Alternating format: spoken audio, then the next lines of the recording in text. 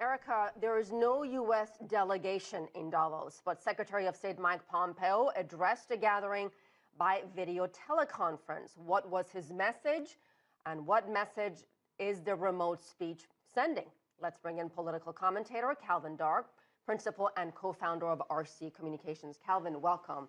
Thank you. You and I were talking about this just a few moments ago. I got bits and pieces of what Secretary of State Pompeo had to say. He apparently mentioned DPRK. I heard him talk about how ISIS has been defeated, and also talking about Iran. Was that what this group really wanted to hear? No, and I think for two reasons. One is the part of the speech that I saw, you could have taken those talking points from a Trump rally speech, because he really made it about make America great again. He even said that. He talked about everything from the tax reform that Donald Trump did to how no one said we could get over 3% growth. I think he said, 4 straight quarters with that. So it was very U.S. centered. The second reason why I don't think people there would really resonate what he said is, this year there's a special emphasis on climate change as the biggest economic threat we have. But this administration doesn't believe climate change is a threat. Right. They're not, obviously the United States is not there in delegation because of all of the turmoil going on here. But even if they were, that is a subject that I think the president finds laughable. I think it was just last week when he was saying with the cold snap, maybe we need some good old-fashioned global warming. So I think even if it wasn't for like the things that a lot of the bigger countries are going through, the U.S. wouldn't play a really central role in climate change, which is a major theme for this economic forum. But what do you make of the fact the United States did not send a single envoy to Davos? Now, granted, we are in a partial government shutdown, and many world leaders are not there. Theresa May is not there. Macron of France is not there. President Xi is not there. So I don't want to just single out the United States, but all these other countries at least have representatives at Davos. The United States does not appear to have even a single representative. What kind of message does that send? Well, I think the biggest message it sends is this is not a priority for the administration. The Economic Forum, but broadly, cooperation with other economic powers. I think something that Americans and I guess everyone in the world following it should take from this is the reason there's no delegation is because of the feud between Donald Trump and Nancy Pelosi, how she was taking a delegation to Afghanistan.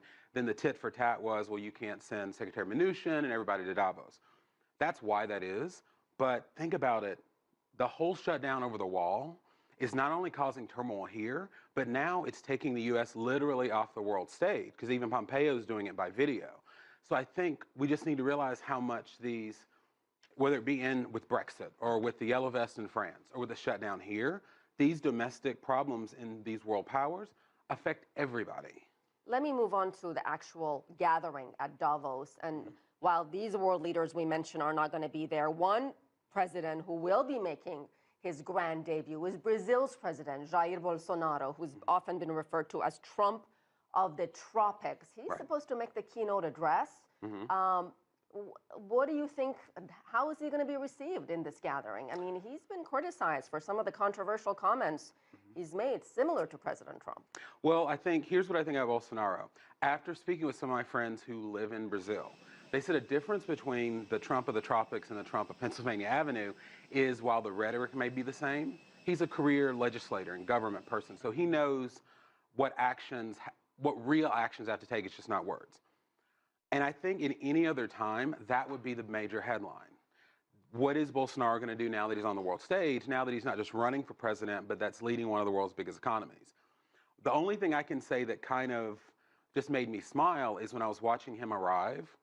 He got off of, the Brazilian plane, but he's dressed very it looked like a reporter. And he's very much that image of populist, man of the people. And I was even laughing. I said, he looks like somebody who just landed at the airport and is waiting for his taxi.